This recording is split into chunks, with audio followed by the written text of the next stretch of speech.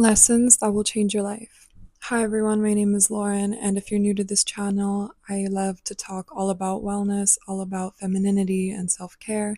And in today's video, I actually just wanted to be really vulnerable and real and really just talk about wisdom that life has taught me. I hope that this video really inspires and touches you. Every one of these pieces of wisdom I've collected through life, and I just really hope that these words really speak to your heart. So the first lesson that I wanted to share today is that every single ending in your life is actually the beginning of something new. And this is, I think, the law of nature. And I think I've heard this in the book, The Woman Who Run with the Wolves. And basically, what she's saying is that in society, we're really scared of death and we're really scared of losing and we're scared of even shedding old versions of ourselves. However, in life, like death is inevitable. It's the same cycle as life. And when you're born into this world, you will leave this world. And this cycle that is often not thought about is actually a very beautiful cycle kind of to kind of shift through, to kind of live by. As you evolve as a person, there will be lots of parts of you that will die. A lot of old stories that don't serve you, a lot of beliefs, a lot of people in your life that I'm talking like on like a spiritual level, like they're just no longer in your life, or you maybe cut them out or something like that. In general, there will be a lot of deaths, and deaths actually symbolize new beginnings. And why this perspective really, really helped me is because I think when it comes to heartbreaks and when it comes to losing really close friends, when it comes to even losing yourself, when you understand that every time you lose something and you feel lost and you feel as though, oh my God, I'm grieving this loss, it's so important to grieve it. However, it is the opening of something new. It is always the start of something new. And my mom, she always used to say, like, if a door closes, then a window will always open. I think it's a Russian saying. But it's true. It's true. Like, whether it feels that all your doors are closing and you're shedding old versions of yourself, or you're really letting go of people that you loved and really cared about, it really is the beginning of something new. And it takes time. It takes time and effort to see that. So it's really important to understand that. The next piece of advice is one that I've read from the book called The Game of Life and How to Play It, I believe. I'm going to see if I could try to attach it. Essentially, it's this really small book. I recommend everyone reads it. But basically, the lesson is if one asks for success, however, prepares for failure, he will get what he prepared for. And I think about this a lot because I think that nowadays there's this really big culture of manifestation and manifesting your goals and dreams, and that's so powerful. But people are really neglecting the actual thought process, the thought patterns that goes into manifesting the life that you want. And if you're praying every single day, oh my God, like I really want this, I really want this, but every single day you don't believe that you're worthy of getting it, or you're not taking active actions, or you really are preparing yourself for failure, that is what you will get, because it's what you're programming your mind to receive. And a lot of Joe Dispenza stuff talks a lot about it. And it talks a lot about how we always kind of bring the old back because we are not able to create a space where we can actually embody the new. And I think about this a lot. So in my life, instead of preparing for bad outcomes or bad situations, or instead of essentially being afraid, which it's normal to be afraid, but it's more powerful to rather expect good, because if you expect good, that is what you will bring in life. The next piece of advice is fear needs softness. It does not need shame. So fear is a very common emotion, and honestly, it's biologically programmed into us. And I think that we're really scared of feeling fear because fear is a very uncomfortable emotion. And fear is also like a multifaceted emotion because usually you don't only feel fear. Usually you feel fear in forms of anxiety, where it's like a combination of fear, sadness, anger, shame.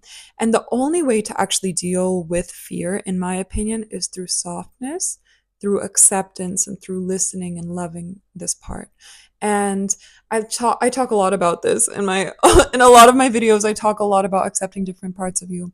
But fear is something that I think is one of the hardest things to accept, because fear sometimes, it just really blinds you. It really makes you see like the world in a certain lens. However, if you take off that blind and if you start like, if you see the fear as what it really is, which is just fear, like you're able to see the situation in clarity. And when you see situations in clarity, you can make good decisions. But again, to get rid of fear, the only way to get rid of fear is to feel it, accept it, and be soft with it. You cannot shame fear out of you. This is like the biggest piece of advice ever. Like, you cannot be like, shame, like, shame on you, fear, go away. You can't do that. No, you're not able to do that. Mm-mm. This piece of advice, oh my gosh, this one really, really, really resonates with me. And it's this: if I am struggling, then I am probably not embracing change. What does this mean? Change is something that is actually, I think it is the only constant in life. Like, your thoughts change, your emotions change, your people around you change, everything will change. Everything. And if you are struggling right now in life, you're probably not embracing the of life that you're currently in. You're probably not accepting reality. You're probably not accepting the place that you are in. And I think about this a lot sometimes, because I remember I was talking to a friend once, and I was telling her, "Oh my god, like I'm so sad. Like I'm in this like, I'm in this like slump and I want to change my life, and I feel really like stuck and constrained." And I told her, I'm like, I don't know how to get out of this. Like, I don't know how to, like, live my life. I don't know what to do. And she told me something that is so smart that, like, at the time I didn't think much of it. But now, like, now that I think about it, I'm like, oh my God, this is genius. But she told me, she's like, Lauren, why don't you accept what you're going through? Why don't you accept that you've changed? You're not the same version of the person that you once were. And you're feeling unhappy. There's a reason why you're feeling unhappy. And there's change happening in your life. And the only way for you to experience life is not to kind of go into the future or go into the past. It's really just to accept that life changes and that the state that you're currently in, it will pass. However, you need to accept it. You have to accept that change happens. It's a part of life. Like, things will never be the same. And it's scary, I know, but it's also the biggest blessing there is. And it teaches us the beauty of life, which is that life is impermanent and we're able to really change as beings like this. This leads me to my next point, which is that happiness and joy can only be found in this present moment and not in the past or in the future. And this is a huge one for me because, oh my gosh, for like the biggest portion of my life, I think I fully was like, okay, my only goal is to be happy. But then I understood that, like, if you put happiness in the future, you're never going to understand what happiness is, because happiness, or any emotion for that matter, happens now. And we study this a lot in behavioral science, that memories that we think back on is actually, they're all made up. It's basically just every time you kind of twist your own story, memories are not accurate. Your past, you won't find happiness in your past. Maybe there were moments that you were happy, but in those moments, remember, you were in that moment experiencing joy. So you can't rely on your past to bring you happiness. The same thing as you can't rely on your future to give you happiness. So a lot of people I talk to are like, okay, once I change my life situation, once I change my financial situation, I will then be happy. But then you really ask yourself, like, is it your life situation that's making you unhappy, or is it you not accepting this moment? And in this moment, there's like a saying that the past is unknown, the future is a mystery, but the present is a gift. That's why they call it the present.